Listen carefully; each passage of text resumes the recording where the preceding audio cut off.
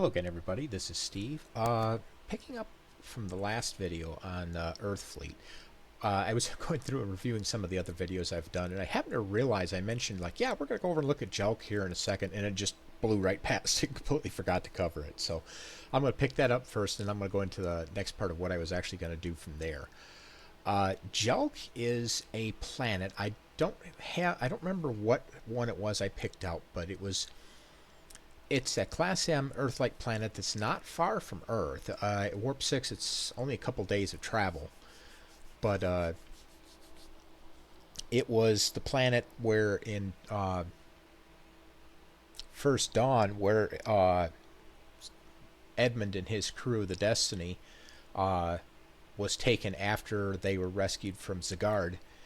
And they were dropped literally on the property of Six Paws, which is like the best place they could have landed because let me go.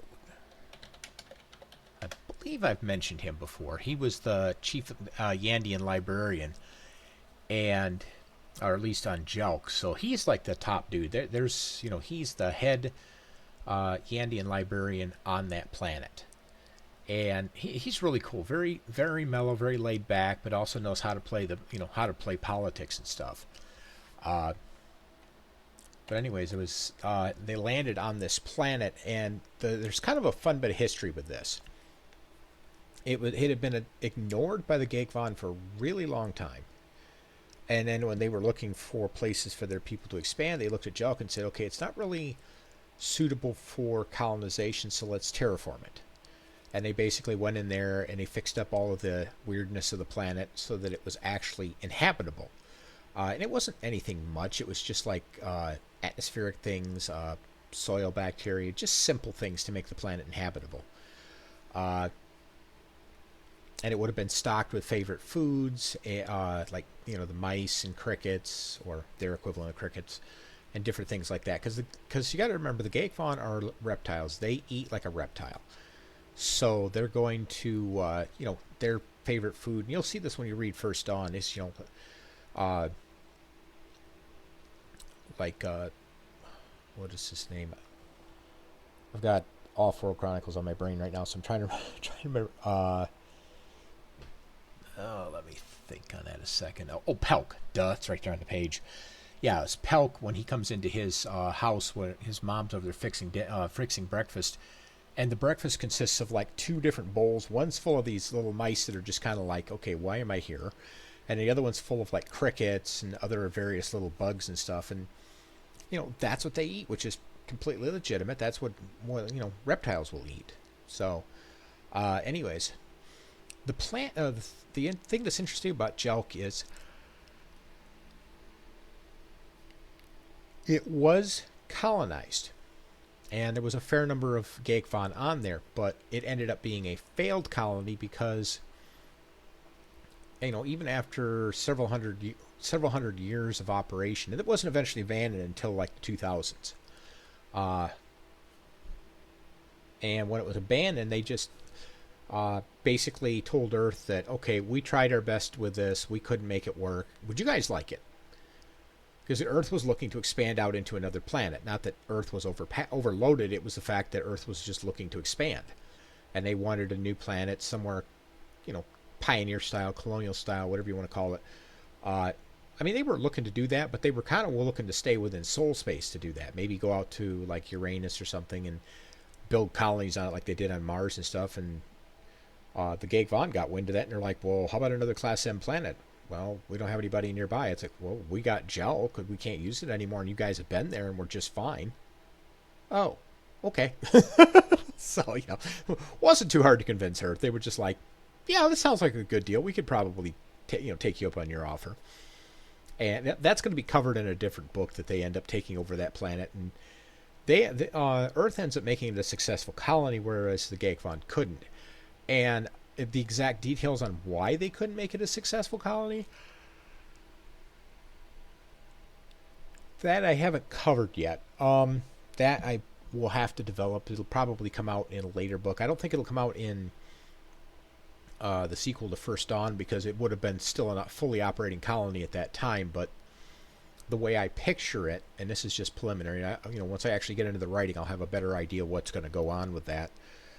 But plus, I'll also nail down exactly which planet it is and all of the nitty gritty details. Because in First Dawn, I didn't really need to do much more than name it and say it was close to Earth, because I didn't need all of the extra extraneous details. If I go into the one where it becomes, if I actually explore that idea where it becomes a second Earth, so to speak, or an Earth colony, then then I'm going to need to start getting into all the nitty-gritty stuff, the location, the star, the position in the galaxy, all that kind of stuff. Just get down into the actual meat and bones of it. But anyways, yeah, it's one of those things where people moved there, and this is kind of the basic premise, is the way I understand it at this point, is people moved there. They were there for 350 years, or 350 years, but it didn't really work out. It wasn't an advantageous location. Not enough people moved there, so it stayed very, very rural for a long time. So it never developed, really got any big cities and big industry, nothing that was really attractive to anybody else. Everybody, the only ones that really went there were the ones who literally wanted to go and kind of live rural, like really rural. And there's not that many Geek Von that want to live that way, surprisingly enough.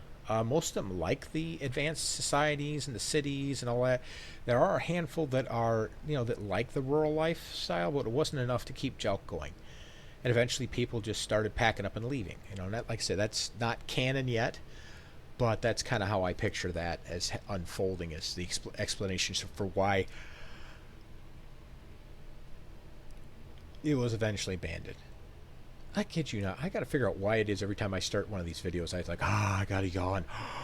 It's like I could be completely fine before that. And as soon as I hit record, it's yawn, yawn, yawn. But anyways, I'm going to go now into the other characters for Earthfleet, so you start getting an idea of the main characters on the human side. Starting with Mike.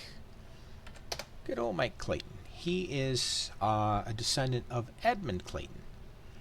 And you're looking at this picture, I'm sure, and you're thinking, wait a second, this guy's Grand Admiral, and he's, 74, 75 years old? He don't look that old. Well, that's the interesting thing about living in the society, is because their medical technology is so OP and so up there that, 75 is the new 30, basically.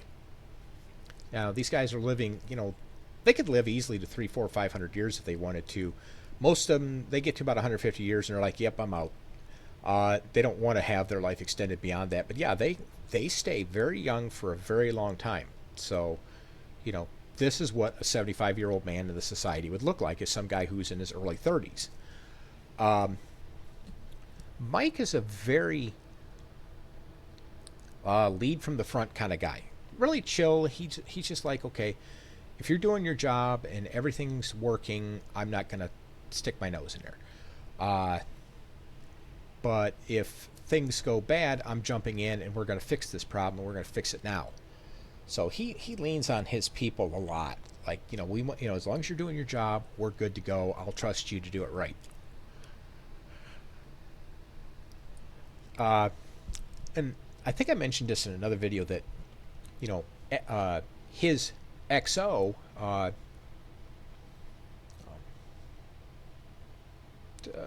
hate when I have brain farts like this.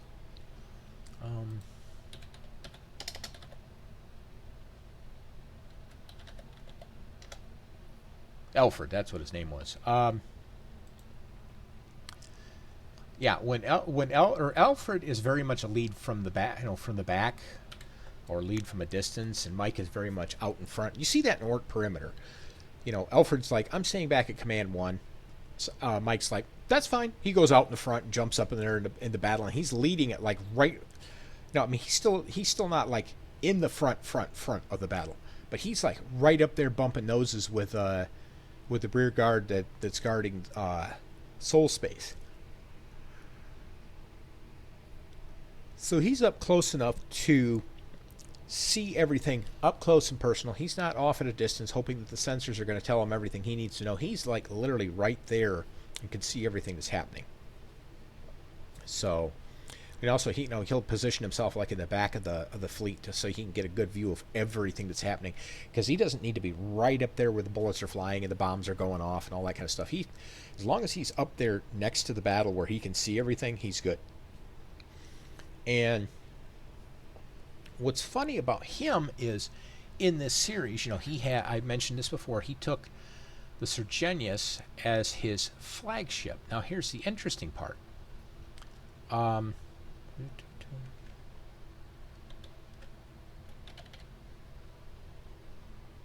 she is.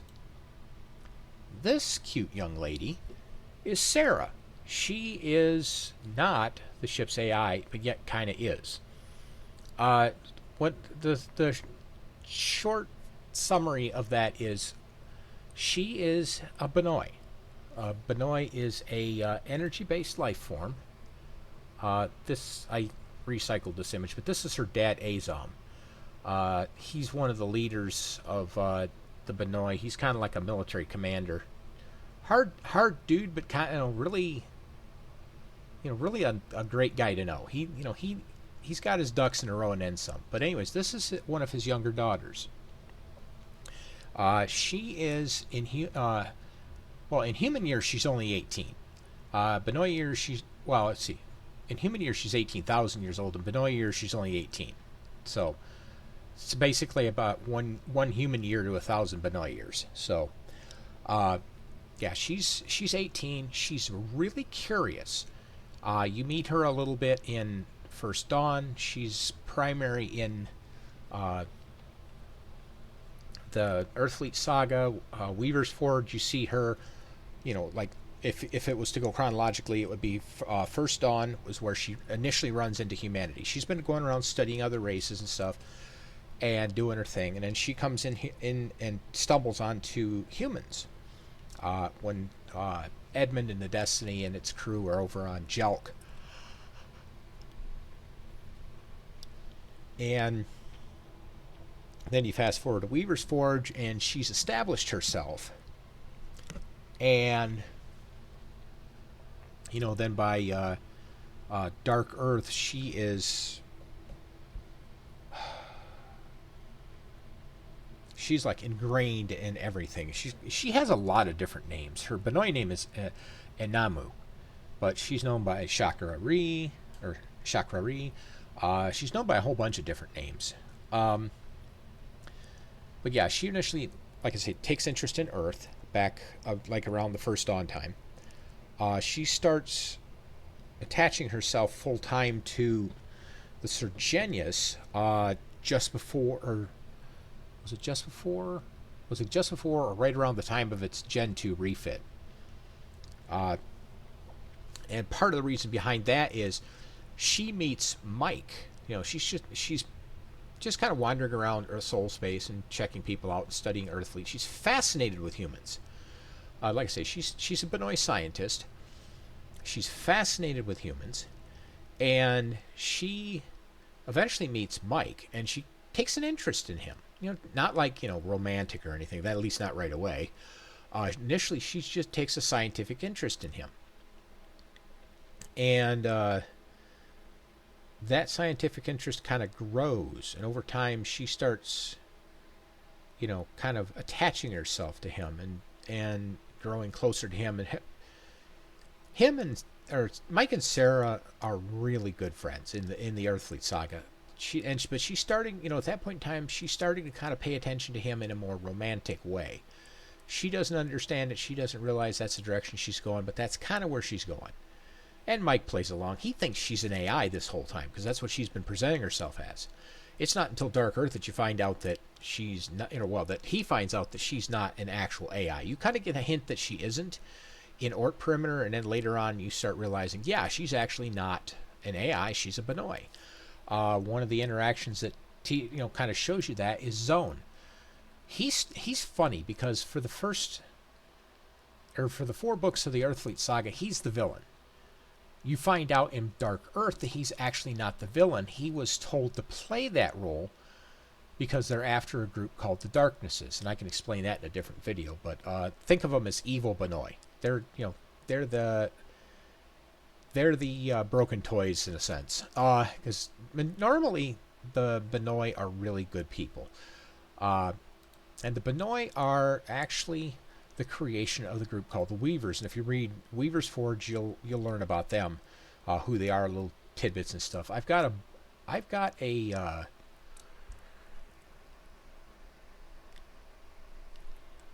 a book idea that I'm working on,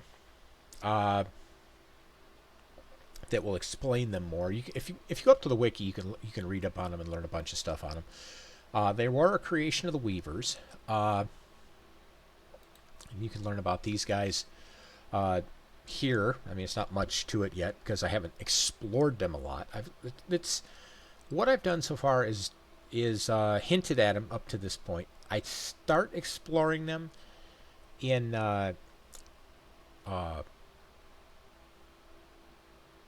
Weaver's Forge, but otherwise they're kind of hinted at, and they're some of what they've done in the past is hinted at in Dark Earth.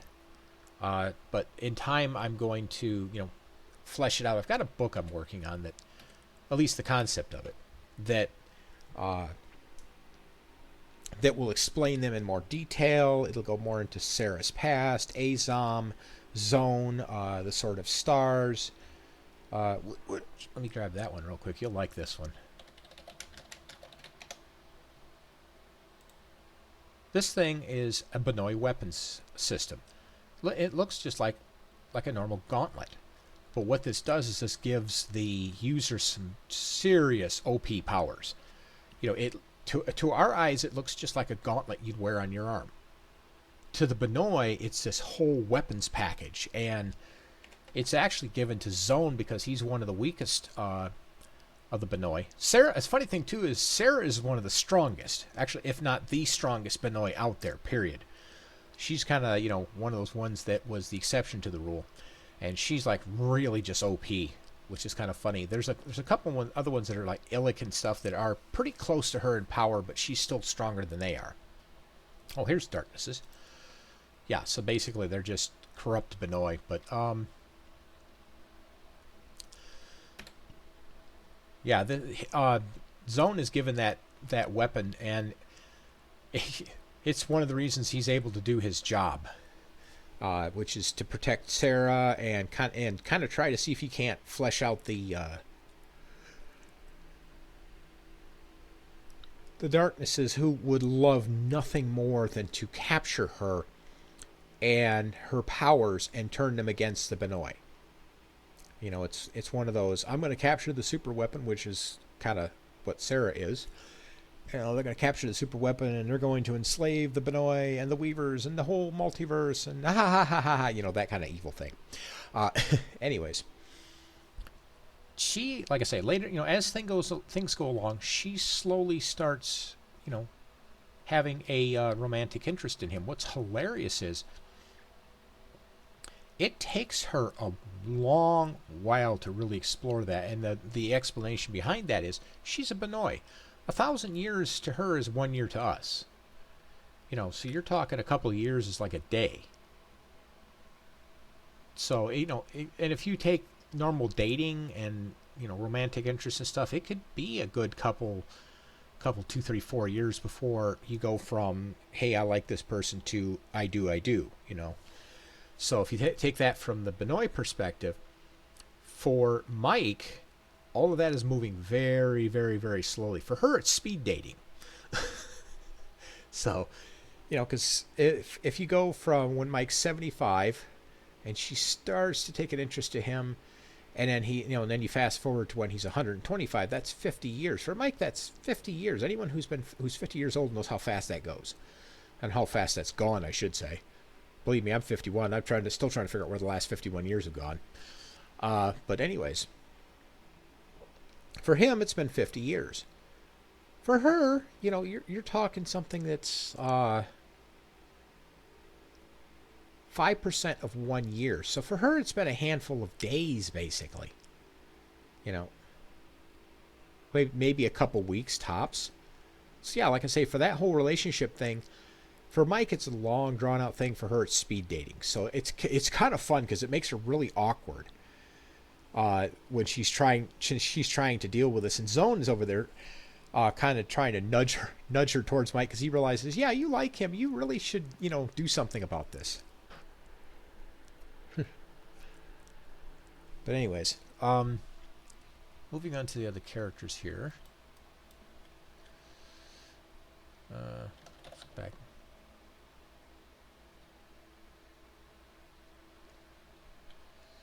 Oops. Yeah, okay. Anyways, go back here. Go into the different characters.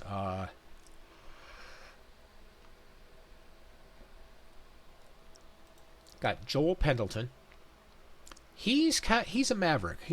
But he's also a really, really good pilot.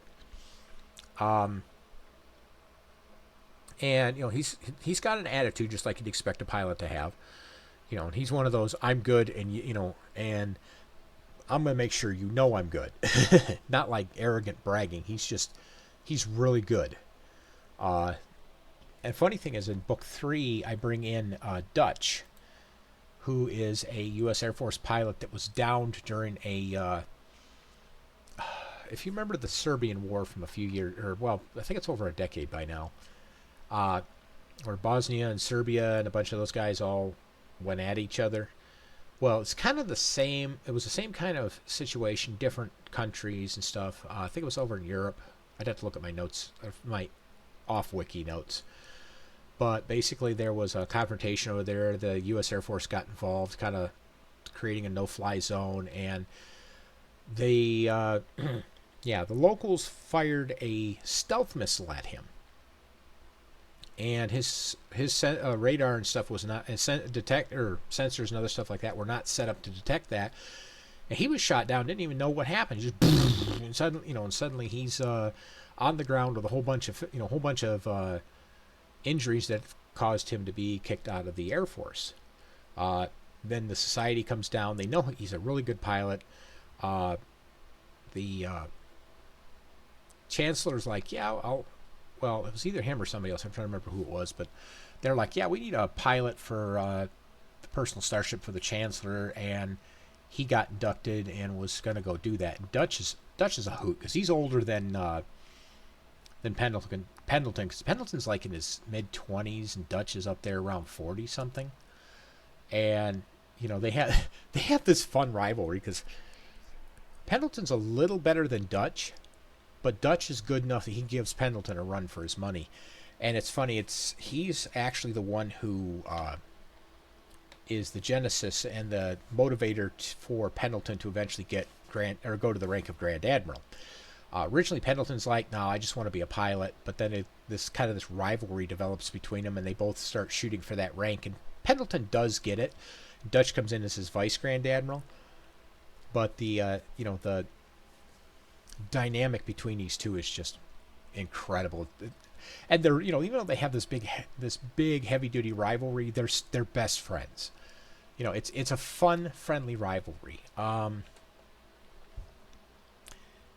Eric is an engineering genius. He's kind of Earthfleet's version of Scotty in a sense. When you first meet him in the Ort Perimeter, he's an established character, but if you go back to Weaver's Forge, he is this Lieutenant JG that is just a genius engineer. He literally, he oversaw, even despite being a JG, he oversaw the Sergenius Gen 2 refit, and he loves Sergenius class, especially the Sergenius since it's the namesake ship and first in the class. And Mike's like, how well do you know this ship? He said, I know this thing better in the back of my hand. He just knows that ship inside out, up and down, and 6 ways into Tuesday.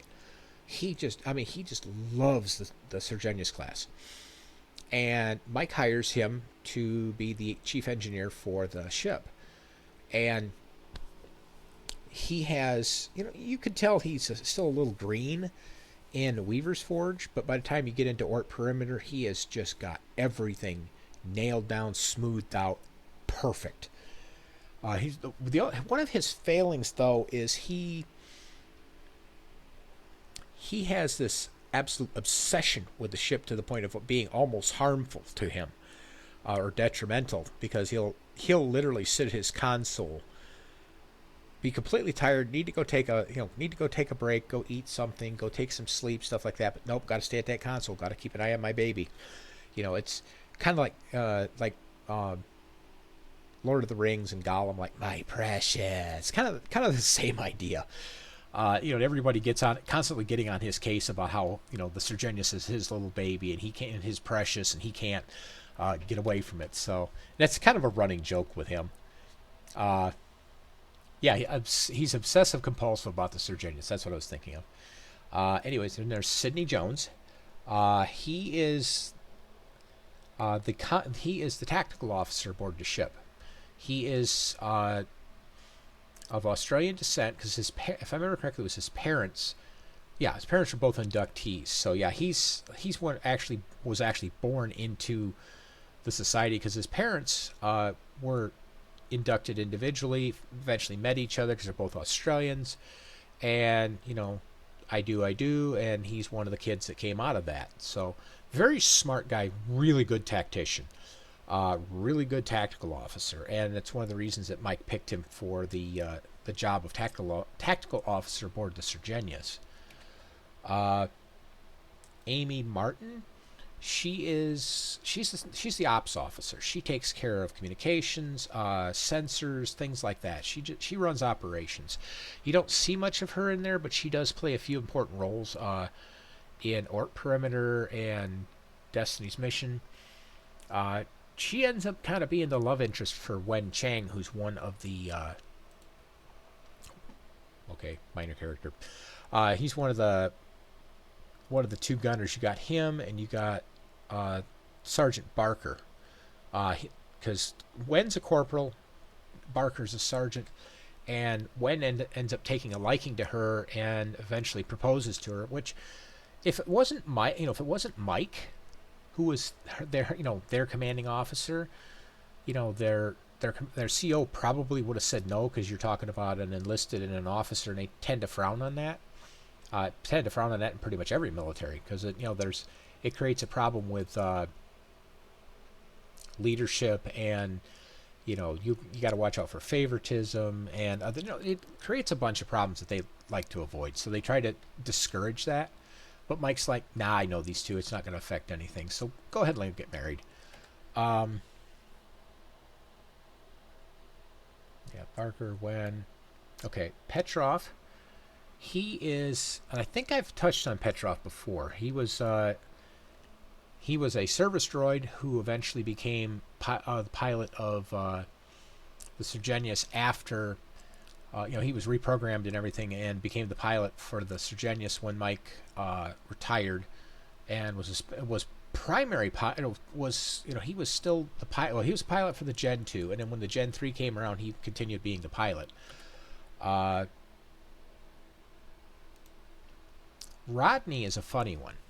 He's a lieutenant, kind of a little on the nerdy side. Well, he's got some confidence issues, but he's like Sidney. He is a really good tactician and a really good tactical officer.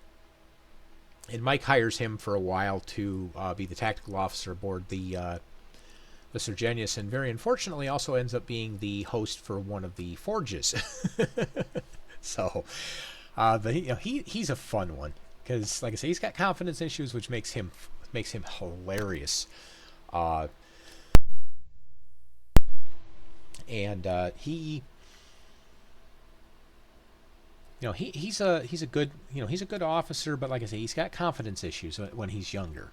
So, but other than that, yeah, he turns out to be a really good officer. I'm not sure if I'm going to use him again in another story, but he was fun to work with when I was working on Weaver's Forge. Bob Jakes, he is an old friend of he's an old friend of Mike's. He's descended from Kendall Jakes of Destiny fame, and he is, I think if I remember correctly, he's the grandpa of Pendleton. Yeah, He's grandfather on his mother's side of Pendleton, yeah. And this dude, this is part of why Pendleton is such a good pilot, is because of his grandpa. Because his grandpa saw the potential that Pendleton had and steered him down that path, and then Pendleton got in among some really good flight instructors and became just a top-notch pilot himself. Jake's is funny because he's never been Earthfleet. He's never been actual fleet. He is a civilian. He's a civilian pilot, has been all his life. The reason, or what he does though, is he is a pilot for hire, which is something that they do in the Brayburn Society. Is they have civilian pilots that they fly both for the fleet and they fly for the Brayburn Society. They do flight testing. They do a whole bunch of different things. And like I say, if you need somebody who's a really good pilot, you go out and you hire one of these guys. Or if you need somebody who's civilian, or just maybe not civilian necessarily, but so let's say you can't get somebody from the fleet who does a specific job really, really well, and one of these guys is available, you go hire them for a while. And that's what Bob Jakes is. And Jakes knows Mike from quite a few places. They served aboard the Agamemnon. They served aboard a bunch of other Earthfleet starships. Like I say, he's civilian. He's not military, but he knows how the military side of things works, because he works with those guys on a regular basis and takes jobs for them as they need it. Already touched on Alfred. Let's see. We're at 31 minutes. I got time. Yeah, Mr. Incredible. I've got time.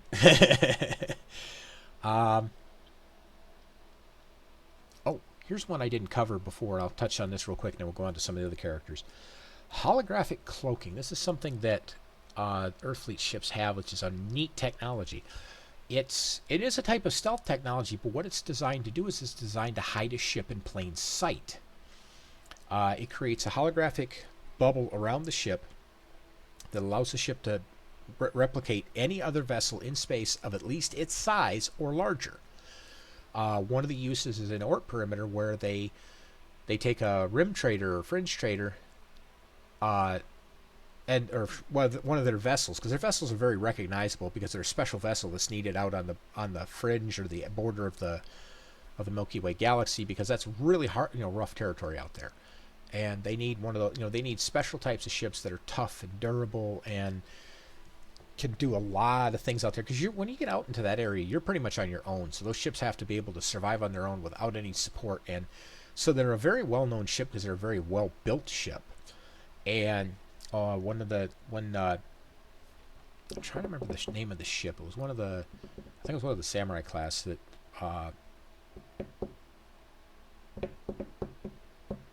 Lars and Vlad took out to do some exploring in Oort perimeter. And the ship initially goes out under regular cloak, but then they get up into the trade lanes, and there's no reason to travel in cloak. And and if you're traveling in cloak at that point, if somebody spots you or they see like you moving gases around, they're gonna be like, okay, there's a cloaked vessel out there. Why is he out there? So to keep from raising eyebrows that you don't want to raise, what they did was they raised holographic cloaking, which, like I say, puts a solidic hologram around the ship, and you don't give off your same sensor fingerprint as you would if you weren't using if you weren't using cloaking, because if you're fully visible, not cloaked in any way, you're going to register as a Earthfleet starship with coaxial drive. You throw out this holographic cloaking, now you're a fringe trader with warp drive, even though you're still a Earthfleet ship. Sorry, an Earthfleet ship with holographic cloaking. It changes your energy signature and your sensor fingerprint and everything completely to where you literally can mimic anything you want to. Now, there is a size limit to how big that hologram can be, so you can't mimic a super dread, because you're not going to have enough power to mimic or create a hologram that big, not to mention enough emitters and other things like that to properly mimic one of those bigger ships. But something like a fringe trader ship, yeah, you could do that pretty easily. Anyways, back to this here. Oh yeah, that's right. There he is. I was speaking of the Chancellor earlier. This is Chancellor Sadago Nordum. He is the leader of the society, the civilian side of that, that duality. And he's actually really smart. He's good at politics. He's good friends with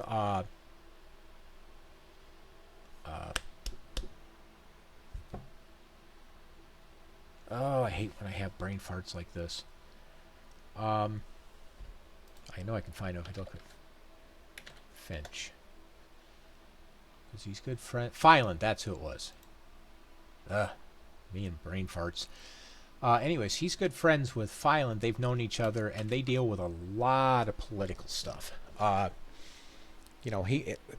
keeps him updated on a regular basis, and helps him understand the galaxy, what's going on, because Phylan's out in the thick of it.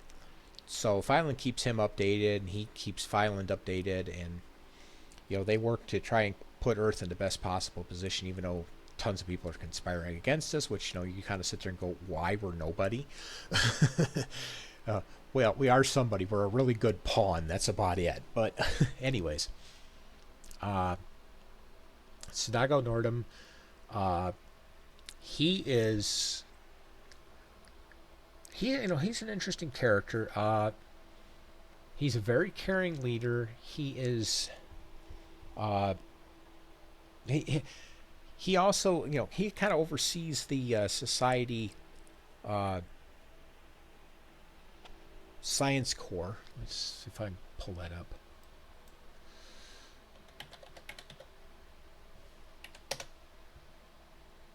Yeah, Society Science Corps.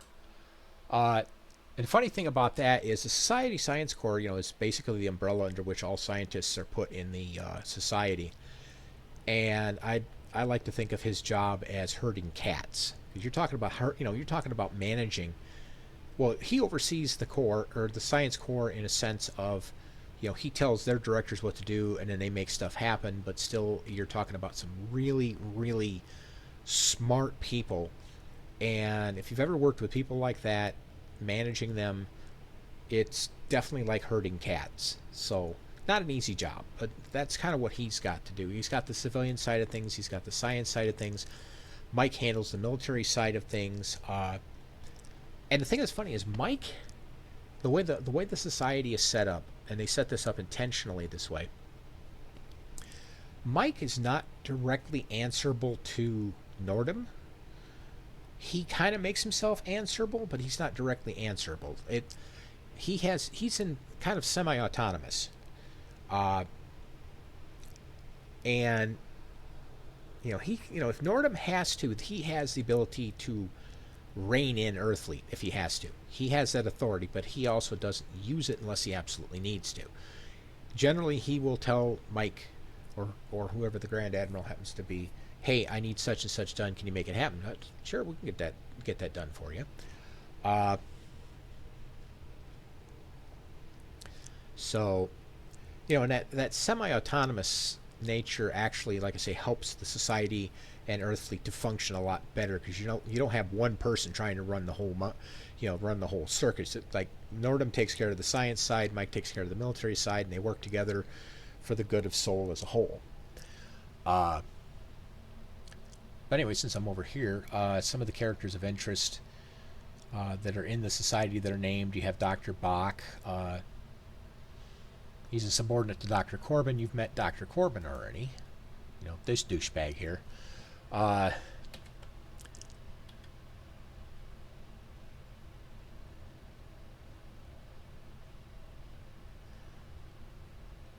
Then there's Dr. Ohm. Dr. Ohm is a really interesting guy. Him and Corbin don't necessarily get along, but Ohm is a very, very smart dude. He actually ends up taking Dr. Rasmussen, who's a inductee, takes him under his wing, and Dr. Rasmussen turns into this really, really good scientist. So he was a good acquisition by the Society. He actually helps save Earth in Book 3, Homeworld. So, he proves himself right off the bat, and he does some pretty important things in Book 4, Empire Rising. And it's interesting because he ends up taking over for Dr. Ohm, because Corbin is, being who he is eventually fired and demoted. Ohm takes over, and then eventually Ohm retires, and Rasmussen ends up taking over for him, just because he's such a good scientist and leader and everything. Now, the one thing that's interesting about Dr. Ohm is he has a twin brother. I don't have much on him. He's only featured once or twice in there, and it's kind of a quick thing, which he's mentioned in there. But Henry Ohm is Dr. Ohm's twin brother, so they look identical. And there's actually kind of a comical scene about that, where one of the guys comes in to talk to Dr. Ohm, and he runs into Henry Ohm, and he's trying to explain things, and Henry's kind of like, I think you need to speak with my brother. What are you talking about? And then Dr. Ohm comes in, and the guy's like, okay, I'm confused. Because they look identical, but Henry is an Earthfleet officer, Dr. Ohm is a scientist. And so that makes for a little comic relief there. Oh, yeah, that's what it was, with Dr. Bach. Bach is a medical genius, which, society, what do you expect from the society? They're full of geniuses, which is one of the neat things about them. It's just how many geniuses are all there collected in one place. But anyways, he plays a major role in helping the Gafando the Fondos, basically Finch and a bunch of the others, to go from their portable universal translators to the embedded type, like what Earthfleet uses, and pretty much everybody else in the galaxy. It's explained in, I think, book 4, Empire Rising. It's explained why this is a thing. Or was it book 3? I think it was either book 3 or 4. I'm pretty sure. Anyways, there's a reason why the Gafando have never had embedded universal translators. And they eventually, with the help of other Gafando, let's see here. These 4 right here: Falcon, Wind Whisperer, Sailor, and Tails. Tenwar is somebody else. Tails, Falcon, Wind Whisperer, and Sailor. They're scientists from the Gafando. They come to Earth, and Bach ends up helping them figure out how to get around the limitations of their biology that prevent them from having the EUTDs. So he helps them out that way. He's a big one on genetic holography. Genetic holography is kind of cool, because what it is you can take a piece of DNA, scan it in, and then this thing can literally, show you the strands and the helixes and all the different parts, and you can sit there and play around with the DNA, and the computer will tell you what the resulting creature will look like if you make certain DNA changes. Will it change its health? Will it be a healthy, strong creature? Will it not be? What's its life expectancy? It's really cool. It's like, it's like Dr. Frankenstein in holographic form. But it's a really cool tool, because they use it for curing things like genetic disorders and stuff like that. And it's one of their super tools, and it's a really neat tool. And there's an AI built into it that helps to figure out some of these problems. And they can literally take any race, even if they don't know anything about their biology.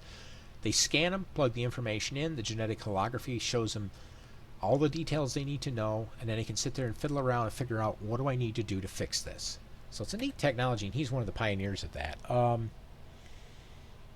Bentley, Corbin, Rasmussen, Bannon, minor character. Who was Bannon? Oh, okay. Right, okay. Braun, Bannon, and Campbell are from First Dawn. They were the scientists who originally built the Destiny, or at least designed it. That's the end of the named scientist there. I'm out of time. But anyways, I'll go ahead and pick this up in the next video. We'll cover more of the different people who are out there, different technology, like remote sensor probes. I can let you actually read that one. That one's neat, but I don't need to go into that in a lot of detail.